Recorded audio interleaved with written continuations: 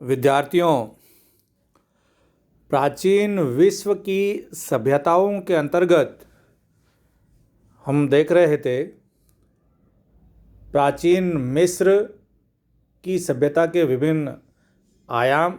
उसके अंतर्गत हमने राजनीतिक, सामाजिक, आर्थिक और धार्मिक जीवन के विभिन्न आयामों का विस्तृत अध्ययन पिछले कुछ वीडियोज़ में किया है। आज हम चर्चा करेंगे, फोकस करेंगे शिक्षा, साहित्य और कला पर। यानी प्राचीन मिस्र के जीवन में शिक्षा, साहित्य और कला किस कदर पैठी हुई थी और किस प्रकार से उन्होंने इन क्षेत्रों में सर्वांगीण विकास किया था। मैं जलालुद्दीन काठाद आपका स्वागत करता हूं और सबसे पहले हम चर्चा करेंगे शिक्षा। विश्व में सर्वप्रथम शिक्षा का विकास मिस्र में ही हुआ था।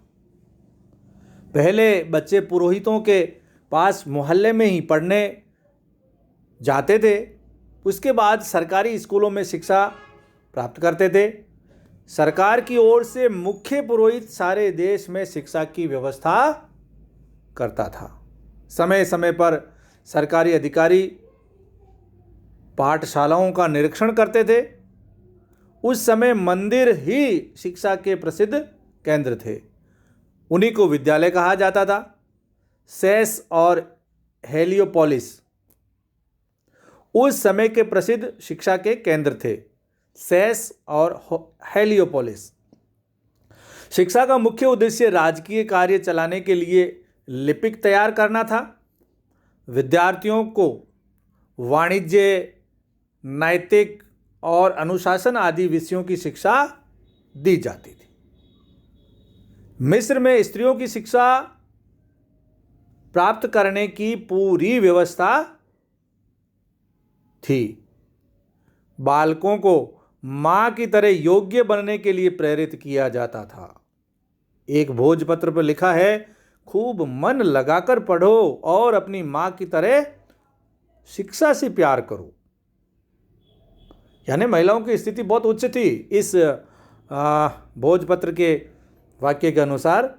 एक अन्य भोजपत्र पर लिखा है, सैनिक होना दुर्भाग्य है, जमीन जोतना बड़े परिश्रम का काम है, दिन रात पुस्तकें पढ़ने में ही आनंद है। कितनी बड़ी बात कही गई थी। फिर लेखन कला। दुनिया के इतिहास में लेखन कला का विकास करने का श्रेय भी मिस्रवासियों को ही प्राप्त है। विश्व की इस प्राचीनतम लिपि का ज्ञान मानव जाति को 1799 ईस्वी में नेपोलियन की मिस्र विजय के अभियान के समय हुआ था। कब? 1799 ईस्वी में नेपोलियन की मिस्र विजय अभियान के समय हुआ था। इसी समय पत्थरों पर लिखे हुए लेख को फ्रांसीसी विद्वान शैम्पाइयो ने पढ़ा। इस लिपि को चित्र लिपि की संज्ञा दी गई है। दूसरे शब्दों में चित्रों के सहारे भावों और विचारों को व्यक्त किया जाता था। उदाहरणार्थ, एक पानी से भरे हुए घड़े को शीतलता का द्योतक माना गया था, या स्त्री पुरुष का चित्र मानव जाति का बोध कराता था। क्रमशः इसी लिपि में उत्तरोत्तर विकास होता गया तथा मिस्र की लिपि सीधी और सुगम हो गई। प्राचीन मिस्र के लोग भोजपत्र से मिलते जुलते पेपिरस पर लिखते थे। किस पर? पेपिरस पर लिखते थे। स्थायी राख, पेपिरस के ऊपर लिखने के लिए शाई जो बनाई जाती थी वो राख और गोंद से बनाई जाती थी। शाई किससे बनाई जाती थी? राख और गोंद से बनाई जाती थी, जो कि इतनी पक्की होती थी कि आज तक विद्यमान है। कलम सरकंडे की बनाई जाती थी।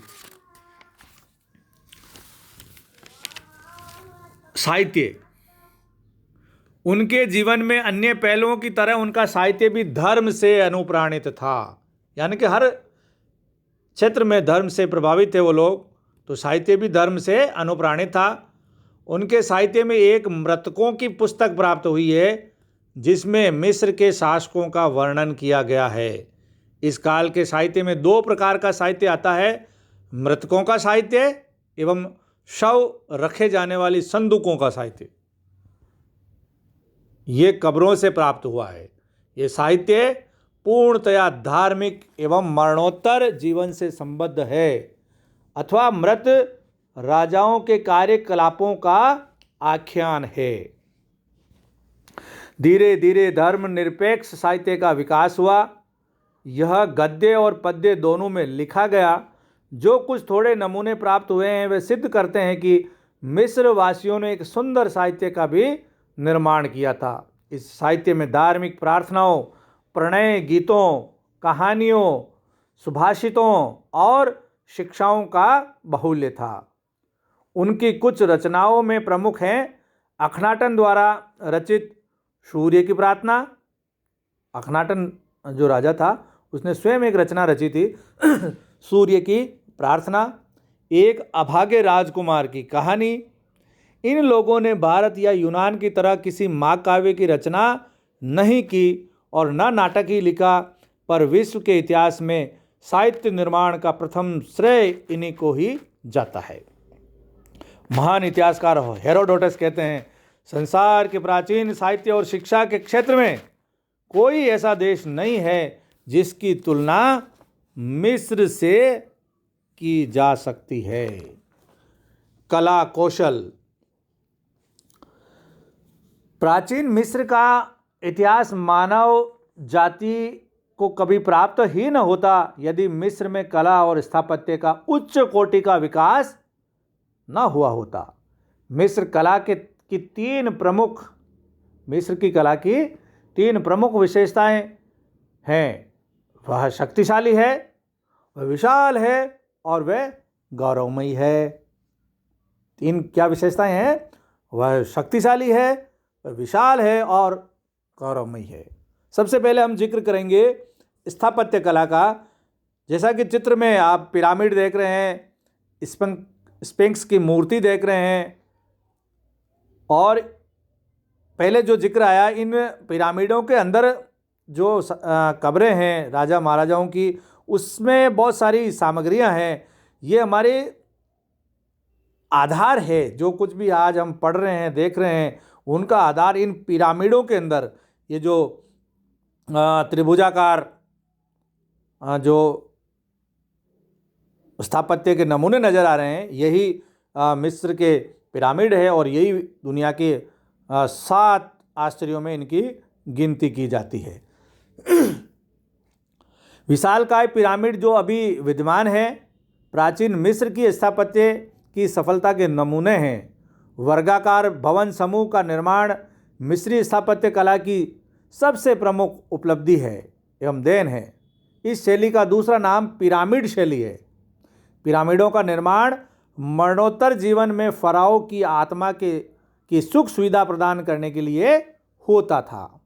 यूनानी इतिहासकार हेरोडोटस का मत है कि गिज़े में खुफू का पिरामिड तैयार करने में 20 साल तक 1 लाख मजदूरों ने श्रम किया। ये स्फिंक्स की मूर्ति के पीछे जो गिज़े का पिरामिड नज़र आ रहा है, इसके बारे में हेरोडोटस ने कहा कि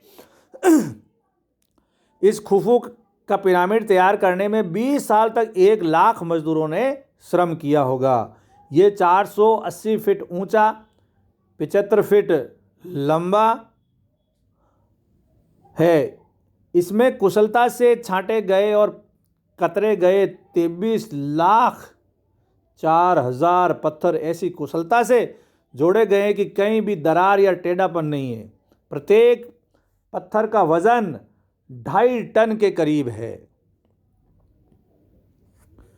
इन्हें चट्टानों से काटा गया, चौरस बनाया गया और फिर खींचकर निर्माण स्थल तक लाया गया। ये कोई मामूली काम न था। इसके लिए कुशल स्थापत्यकारों की आवश्यकता हुई होगी। फिर हम देखते हैं मूर्तिकला। मूर्तिकला के क्षेत्र में मिस्री कलाकारों ने यथार्थता यानी वास्तविकता तथा स्थायित्व के सिद्धांतों से अनुप्राणित होकर मूर्तियों का निर्माण किया। ऐसा लगता है कि वास्तुकारों तथा मूर्तिकारों ने मिलकर काम किया हो। भवनों, मंदिरों, पिरामिडों की सौंदर्य वृद्धि में मूर्तिकला का योगदान महत्वपूर्ण है। अधिकांश मंदिरों तथा भवनों में तत्कालीन फराओ की 80 से 90 फीट ऊंची विशालकाय मूर्ति प्रतिष्ठित रहती थी। पत्थर की मूर्तियों में स्फिंक्स की विशाल मूर्ति, जो आप चित्र में देख सकते हैं, बहुत ही प्रसिद्ध है। इस मूर्ति का शरीर सिंह का तथा सिर फराओ का है। यह विशाल मूर्ति गिज़े के पिरामिड के पास रेगिस्तान में स्थित है। कला की दृष्टि से यह मूर्ति निसंदेह प्राचीन मिस्री मूर्तिकला के सर्वोत्कृष्ट उदाहरणों में से एक है। प्राचीन मिस्र में धातु की मूर्तियां भी बनती थी। इसमें पेपी प्रथम की लकड़ी पर तांबा चढ़ाकर बनाई गई मूर्ति प्रसिद्ध है। 5वें राजवंश के शासनकाल में बनाई गई एक लिपिक की पत्थर की मूर्ति में मानसिक सतर्कता का चित्रण सुंदर ढंग से किया गया है। फिर है चित्रकला। चित्र मंदिरों की दीवारों, मकानों, पिरामिडों के कमरों में बनाए जाते थे। दीवारों पर तत्कालीन जीवन से संबंधित चित्र जैसे नाव की यात्रा, खेती तथा शिकार के सुंदर चित्र भी बनाए जाते थे।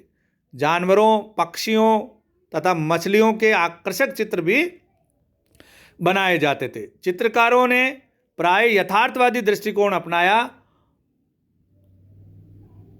और वे प्रकृति के काफ़ी समीप रहे। संगीत एवं नृत्य कला। बर्तनों पर नृत्य की अनेक मुद्राएं प्राप्त हुई है। इनसे स्पष्ट होता है कि महिलाएं देवालयों में देवी देवताओं के आगे नृत्य करती थी। संगीत कला के क्षेत्र में भी काफ़ी प्रगति हुई। देवालयों का संगीत आध्यात्मिक प्रकृति का था। झांझ और बिगुल यहाँ के लोकप्रिय वाद्य यंत्र थे।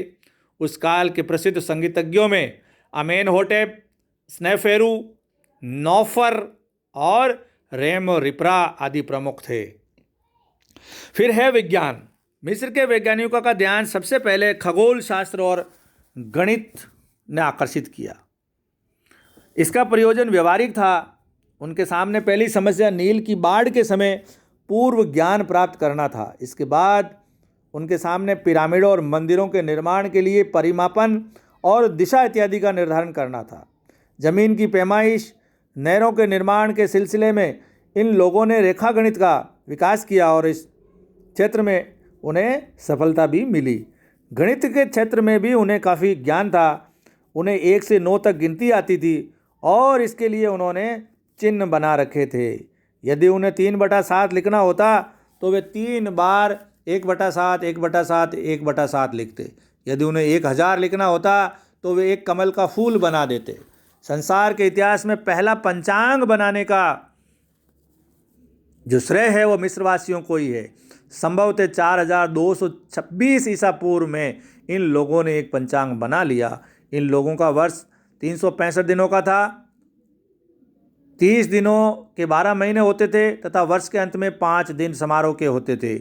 वस्तुतः बाद में रोमन लोगों ने इसी पंचांग को अपनाया, जो बाद में यूरोप का कैलेंडर हुआ था, आज सर्वाधिक लोकप्रिय है। शवों तथा उनके साथ रखी हुई सामग्री और वस्तुओं की सुरक्षा के लिए उन पर किए जाने वाले रासायनिक लेपों का विज्ञान प्राचीन मिस्र वासियों की शायद सबसे महत्वपूर्ण देन है। और यह एक ऐसी वैज्ञानिक उपलब्धि है जिसके कारण 5000 वर्ष बाद भी उस काल की सभ्यता का लगभग पूरा का पूरा इतिहास तैयार किया जा सका है। इसीलिए V.A. स्मिथ लिखते हैं कि वर्तमान युग की सामान्य सभ्यता के कई विषयों में मिस्री सभ्यता की मौलिकता झलक रही है।